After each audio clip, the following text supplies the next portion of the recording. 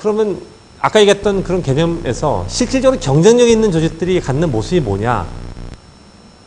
이거 이 얘기 혹시 들어보셨습니까? 리얼타임 엔터프라이즈라는 소리. 뭐 신경망 조직, 뭐 뉴런 조직 이런 거. 무슨 얘기냐면 뭔가 변했을 때 즉각적으로 변하는 거예요. 따라서. 그런 게 이제 리얼타임 엔터프라이즈거든요. 우리나라에 지금 굴지에 있는 그 대기업들이 그 세계적인 경쟁력을 가지게 된 가장 그 근본원이 이거라고 생각합니다. 환경 변화에 대해서 가장 빠르게 대응할 수 있는 체계를, 내부 운영 체계를 가지고 있고, 그거를 서플라이체인 전체랑 다 연결을 시켜놨어요. 내부만 움직여도 안 돼요. 왜냐면 그 제품을 만들기 위해서 필요한 그 협력사들 있잖아요. 구매 협력사들. 그 사람들도 내 마음처럼 움직여줘야 되잖아요. 또 시장이 변했을 때 그거를 우리한테 빨리 정보를 피드백을 해줘야 되잖아요. 그러면 구매 협력사부터 우리가 거래하는 저 말단에 있는 소비자까지 정보가 바로 연결됐을 때, 그 연결돼서 흘러오는 시간이 빠를 때 이게 이제 리얼타임의 실시간이라는 얘기거든요.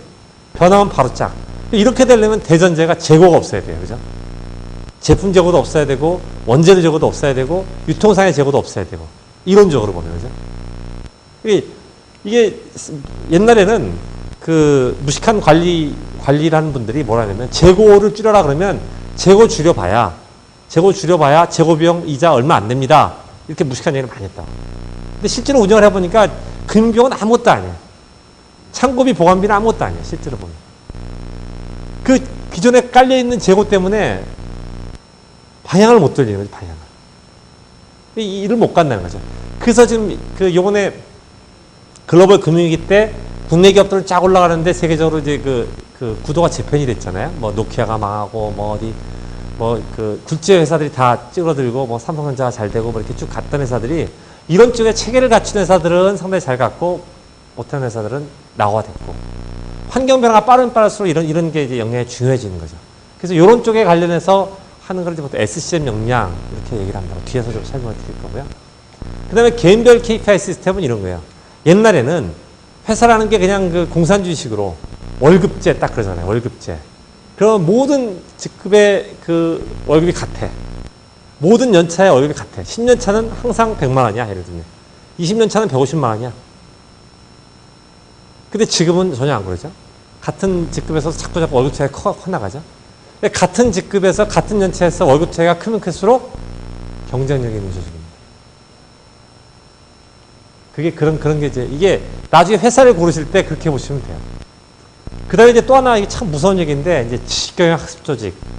지금 여기서 아까 보니까 뭐 경영학 하신 분도 있고 뭐 어문계열 계신 분도 있고 그럴 것 같아요. 제 생각에는. 근데 저는 그렇게 얘기를 합니다. 그런 거 전혀 중요하지 않다고 합니다. 학교에서 배운 거 회사 들어가서 몇 년 쓸 것 같습니다. 제 생각에는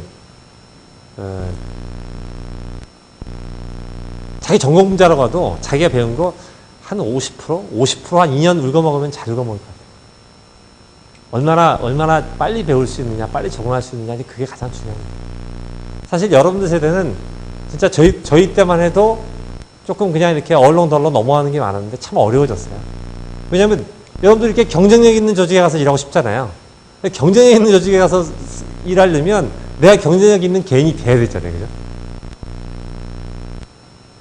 그거는 이제 내가 어느 학교를 나왔다, 뭘 전공했다가 다른 문제입니다. 제가 생각할 때는. 저는 직장 생활하면서 상고 나오고 공고 나오는 사람들에서 너무나 뛰어난 사람들 많이 봤어요.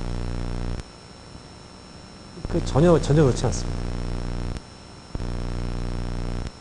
이 리얼타임 엔터프라이즈를 좀 조금 설명을 드리면 이런 겁니다. 환경 변화에 얼마나 빨리 대응할 수 있느냐. 빨리 대응할 수 있으면 여기에 가까운 거고 늦으면 늦을수록 못하는 겁니다. 그러면 이거 하려면 세 가지가 돼야 돼요. 여기 이제 프로세스, 시스템, 역량 이렇게 돼 있는데 프로세스라는 게 뭐냐면 어떤 업무가 어떤 상황이 딱 바뀌면 시장이 딱 변했어요. 그러면 내부에 모든 프로세스 딱 정리가 돼가지고 하나를 딱 인풋을 넣으면 딱 자동으로 바뀔 수 있게. 그렇게 그 시스템뿐만 아니라 프로세스가 정립이 돼 있어야 돼. 그걸 다 알고 있어야 돼, 구성원들. 그리고 합의된 운영 룰이 있어야 돼. 이런 상황에서는 이렇게 행동한다는 게 모든 구성원이 다 알고 있어야 됩니다. 그리고 이 프로세스라는 게 환경이 워낙 많이 바뀌니까 계속 업데이트가 돼야 되죠. 이게 프로세스 경쟁력이라고 하는 거예요. 그 다음에 이제 시스템, 잘 아시는 ERP, 우리 전사 자원관리 시스템, 뭐 CRM, 커스터머 릴레이션십 매니지먼트 시스템, 이게 보통 데이터베이스 마케팅에 쓰는 거죠. 그 다음에 아주 포괄적인 의미에서 SCM. 이런 어떤 시스템들이 시스템 투자를 많이 하게 돼 있습니다. 그 다음에 구성원의 실행 역량. 개인들이 경쟁력이 있어야 된다는 얘기가 이제는 회사들이 이쪽으로 하고 있어요. 아까 한 달 얘기했잖아요. 한 달 하던 걸 이제 주로 하고, 주로 하는 걸 일로 하고, 일로 하는 걸 시간으로 하고, 막 그런 걸 막 요구하고 있어요. 되게 보면 회사를 들어오면 자기 업무 계획을 이제 그 하루에 입사를 하면 내가 하루에 오늘 뭘 할 건지를 시간 단위로 넣으라고 얘기를 해요. 요즘은. 그런 거를. 그런 걸 막 요구를 해요. 그러니까 막 엄청 스트레스 받죠, 그냥. 듣기만 해도. 제가 오늘 와서 이렇게 강의를 한다 그러니까 우리 알파한 얘기가 제발 가서 스트레스 좀 주지 말라고. 어? 당신은 자체가 스트레스니까 그냥 주지 말라고 그냥 그런 얘기를 하는데 근데 실제로 회사가 그렇습니다. 보면 그 다음에 평가 지표가 갈수록 정교해지고요. 그 다음에 이제는 계획 잘 세우는 것보다는 이제 실행할 수 있느냐. 이걸 이제 많이 봅니다. 이런 쪽으로. 근데 결국 이런 걸 하는 회사들이 여러분들이 좋아하는 회사들이에요. 그 다음에 이제 평가보사. 이제 제가 뭘 어떻게 설명할까 하면 이게 제일 좋은 것 같아요. 회사의 수준에 따라서 어떤 회사는 회사 전체가 봉급이 똑같아. 평가 지표도 하나야. 심플하죠. 회사 이익 얼마? 이익 나면 보너스 더 주고 이익 안 나면 똑같아. 이런 겁니다. 이게 이제 회사 KPI로 간다는 얘기고. 임원 KPI로 간다는 얘기는 회사 성과도 있지만 자기가 속한 사업부, 자기가 속한 조직의 어떤 성과를 별도로 평가한다는 얘기. 그러면 그 조직의 성과랑 같이 간다는 얘기에서의 임원 평가를 얘기하는 거고. 그거보다 한 단계 더 들어가면 이제 팀이라는 게 있어요. 조직으로 들어가면. 그럼 팀의 어떤 그 성과를 가지고 그 팀의 구성원들 평가를 받는 체계. 그 다음에 이제 마지막으로 가면 이제 개인별 평가로 가는 거죠. 이렇게 가려고 그러면 어떤 조건이 돼야 되냐면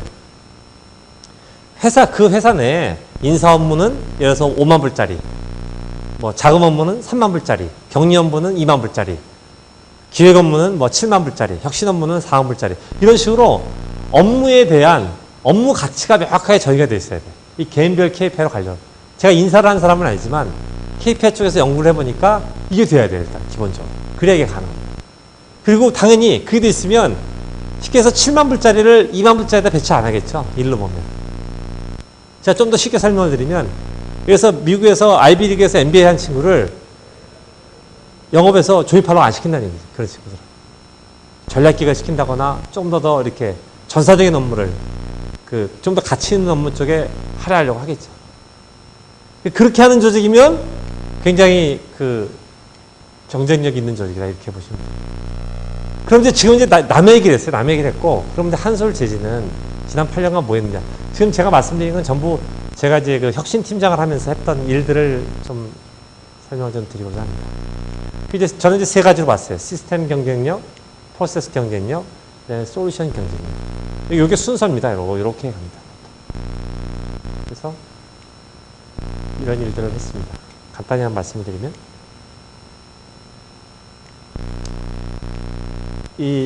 기본적으로 시스템이 쪼개져 있으면 데이터가 맞지 않습니다. 데이터가 맞지 않으면 의사결정을 제대로 할 수가 없습니다. 돈도 엄청 많이 들고 그 다음에 사람도 여기 10개월 그 당시 돈으로 시스템 까는데 한 70억 인원이 한 130명 들어갔었어요. 이 일을 할 때. 그때 제가 요 프로젝트 PM을 했었는데 또 고생도 엄청 많이 하고 이렇게 일을 했었는데 이걸 해놓고 나니까 이제 데이터가 맞기 시작하는 거예요. 그러니까 생산에서 얘기하는 데이터, 영업에서 하는 데이터, 그 다음에 구매에서 하는 데이터가 맞기 시작합니다. 그러면 데이터가 맞기 시작하면 그 데이터를 믿고 의사결정할 수 있잖아요. 그래서 간단하게 하면 그런 목적으로 그 시스템 구축을 했습니다. 그렇게 시스템을 구축해놓고 나서 보니까 그 시스템을 이제 큰 돈을 나름대로 그때는 돈을 들여서 했는데 성과를 내야 되잖아요. 성과를 내려고 하는데 그냥 시스템만 깔아놓은 것 뿐인 거지. 그냥. 그래서 그 다음에 한 것이 여기 이제 프로세스 경쟁력 내지는 인적 경쟁력을 높여서 뭔가 성과를 만들어 보자 해서 한 게 이제 식시그마입니다. 그러니까 시스템은 깔아놨는데 우리가 가려고 하는 어떤 투비 바람직한 모습 그런 쪽으로 가려고 하는데 뭔가 툴이 없는 거죠. 그래서 그때 생각한 게 이제 식시그마라는 거였습니다. 그래서 아마 여러분들이 한솔에 입사를 하시든 아니면 다른 어느 회사에 가시든 좀 경쟁력 있는 회사를 가면 다 이 식시그마를 하게 돼 있습니다. 제가 한 6년 정도를 운영을 해보니까 정말로 파워풀한 툴입니다. 그리고 결국 조직의 경쟁력이라는 게 결국 사람에서 나온다는 것을 6년을 운영을 해보니까 많이 체득을 했습니다. 지금 국내에서 잘한다는 기업들은 다 완전히 다 몸에 밴 겁니다. 우리 공부를 얘기하면 고등학교 때 다 뛴 겁니다. 그냥. 그 사람들이 박사과정이라면 고등학교 때 다 뛰었다. 그런 게 이런 겁니다. 그래서 여러분들 입사하시면 거의 뭐 이런 것들 먼저 하라고 합니다.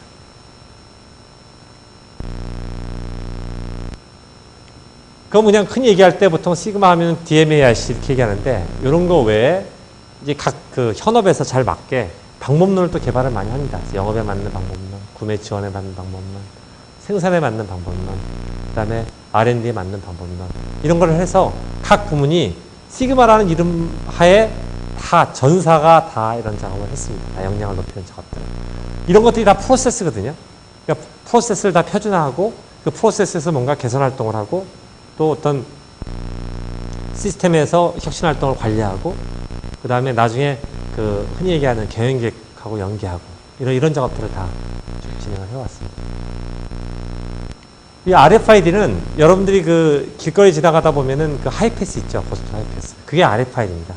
그 다음에 저기 그 대문으로 보면은 저 지하철에서 지나가시면서 이렇게 찍고 지나가잖아요. 그런 것들이 다 이제 RFID 개념이다. 이렇게 보시면 되는데 저희가 그 2006년부터 8년 동안 생산 공정 쪽에서 아까 제가 그 말씀을 드릴 때 납기 약속하는 게 어렵다 그랬잖아요.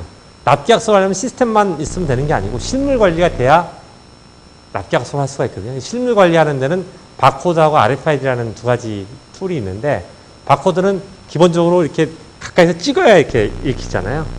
근데 RFID는 좀 떨어진 상태에서 정보를 인식할 수 있고 그래서 이제 그때 그런 목적으로 저희 생산 공정 쪽인데 구매 조달업체부터 시작해서 저희 내부 공정 이렇게 해가지고 도입사까지 이어지는 게 전체 서플라이 체인인데 이 서플라이 체인 중에서 이 부분 여기에 이제 RFID를 저희가 적용을 하고 또 이 부분에 이제 RFID를 적용을 해서 한 2년간 그 업무 효율화를 진행한 적이 있습니다.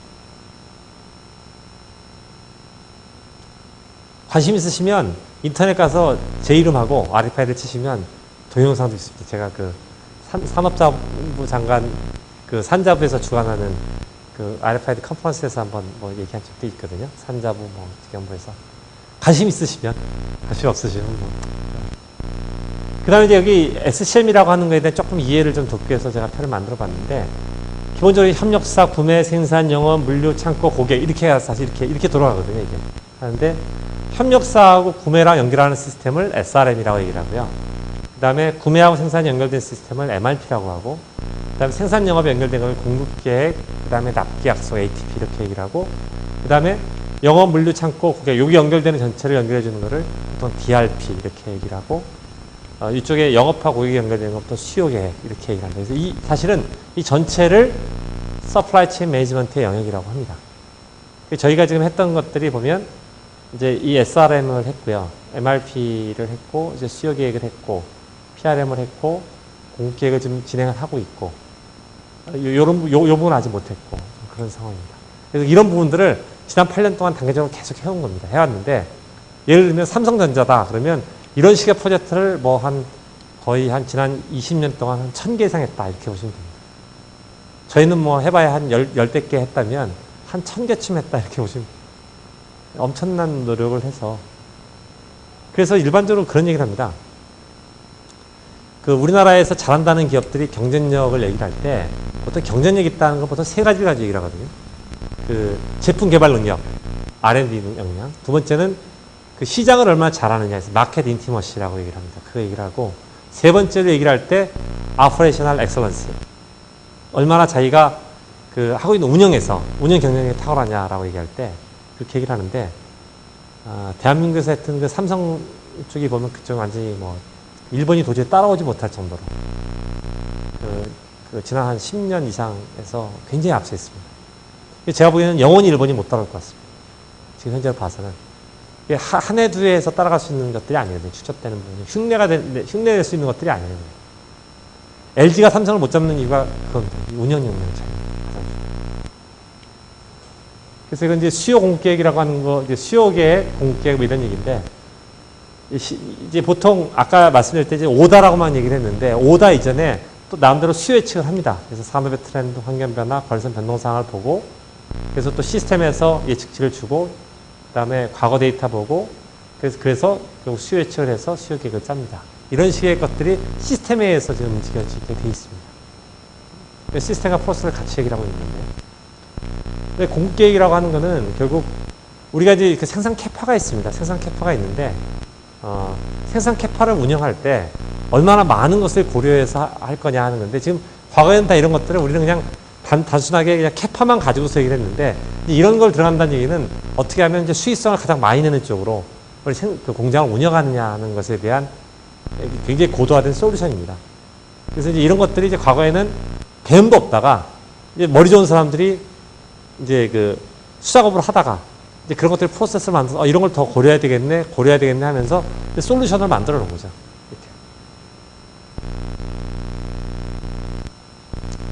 그 다음에 이제 이제 아까 말씀드렸던 것이 이제 시스템하고 프로세스를 좀 말씀드렸다면 그 다음에 이제 구체적으로 솔루션의 노릇들, 고객가치에 대한 얘기인데 결국 고객가치라는 게 아까도 말씀드렸지만은 이게 밸류 프라이스잖아요. 그러면 둘 중에 하나예요. 가격을 계속 낮추든가 아니면 밸류를 계속 높이든가 둘 중에 하나입니다. 근데 대부분의 회사들이 하고 있는 게 AS, 품질, 납기, 유통, 재고, 구색 이 정도가 되게 그 산업재를 다루는 회사들이 하는 보통 노릇들입니다. 노릇들이고 영업활동을 어떻게 다르게 할 거냐, 제품의 인지도를 어떻게 높일 거냐, 그 다음에 뭐 이런 부분들은 좀 등한시해왔던 그런 것들인데 그러면 이런 것들을 어떻게 더 높일 거냐 하는 것이 결국 고객가치 창출 활동의 요체라고 보시면 될 것 같습니다. 그래서 저희가 좀 했던 게 뭐냐면 요즘은 물건을 단지 파는 게 아니고 우리의 물건을 많이 사주는 거래선이 어떻게 하면 비즈니스를 잘하게 할 거냐 그걸 같이 코업을 합니다. 가서 거기 가서 일도 하고 그 니네가 원가 저희가 혁신을 많이 하다 보니까 이제 그런 쪽에 대해서 역량이 있으면 가서 에너지비 절감도 해주고 뭐 예를 들면 뭐 약품비도 절감해주고 포장비도 줄여주고 이런 과제를 같이 합니다. 같이 해서 그 사람들이 뭔가 좀 도움이 되게 그런 작업들을 합니다. 그래서 저희들이 이제 작년 같은 경우에 두산동화 같은 회사들 두산동화는 아마 들어보셨을 거예요. 그 다음에 뭐 옛날로 말하면 성인문화사 같은 회사들 그런 데 가서 같이 작업을 했었습니다. 저희 가서 인사소 가서 일하는 겁니다. 제가 가서 했습니다. 그래가지고 그런 거를 했었고요. 그 다음에 이제 결국은 두 가지죠. 우리가 그쪽에서 제품 서비스를 쓸 때는 뭐 이런 거 있잖아요. 스타벅스 커피가 비싸지 않습니까? 저는 제일 이해가 안 되는 것 중에 하나가 김밥 먹고 스타벅스 가서 커피 마시더라고. 그 스타벅스 커피를 마실 때 어떤 생각이면 나는 그래도 적어도 스타벅스 가서 커피 마시는 여자야. 뭐 이런 생각을 한다는 거죠. 보면 그게 뭐냐면 스타벅스라는 이미지예요. 굉장히 고급 이미지라고 생각하는 거죠. 그러면 한솔 재질하는 물건을 쓴다 우리가.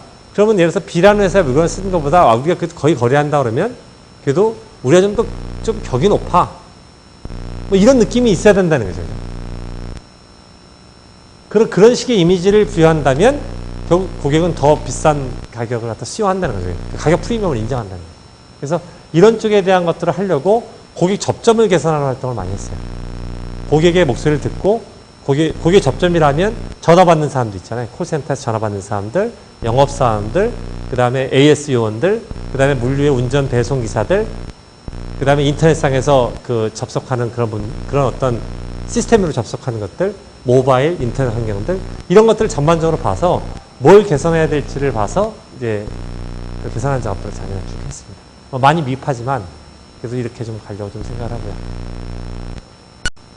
그래서 이런 노력들을 쭉 해서 이게 다 뭐냐면 아까 했지만 계속 기업으로 가려고 하니까 과거처럼 그냥 단순히 원가만 절감해가지고 않는다는 거죠. 품질만 좋아서는 아까 그 견미리가 뭐로 나왔죠? 한상궁 말고 무슨 상궁이죠? 안 들으셨네. 그 한상궁 말고 뭐였지? 자, 이거 뭔지 알아맞히면 내가 또 드릴게. 한상궁 말고 나온 그쪽은 뭐냐면 절대 품질을 없어요. 절대 품질을. 저 딱 들으니까 압력솥밥 생각나죠? 압력솥밥. 뭐 찰진다, 뭐 옆에다가 뭐 이렇게 밥풀떼기 발랐더니 김이 안 새더라. 뭐 딱 들어보니까 저거는 압력솥밥에서 착안해가지고 작가가 썼구나 그 생각을 했죠. 근데 이제 그거 압력솥까지 안 된다는 거지 이제 보면. 뭐 짬짜면 하듯이 짬뽕 짜면 발식 하듯이 이제는 진밥, 된밥 이렇게 할 수 있는 밥솥이야지 이제 경쟁력이 있다는 거지 이제. 기업들이 기업 내부의 구성원들이 얼마나 힘들어지겠어요, 그게. 과거에는 그렇게 안 해도 됐는데. 그런 시대를 가고 있다는 거죠. 종이같이 굉장히 어떻게 보면 수준이 낮다고 생각하는 아이템에 한해서도 그렇다는 거예요.